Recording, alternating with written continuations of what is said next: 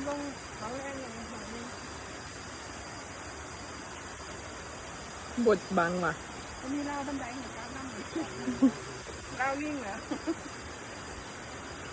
มีราวลิงให้จับด้วย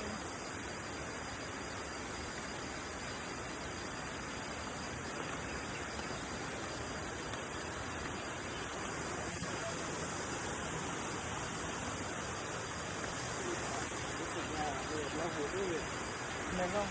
มันจะสูงกว่าระดับน้ำทะเลถึง 1,200 ฟุตเอานะครับครับคลิปหน้านะครับจะพาคนลูกค้า VIP ครับมาเที่ยว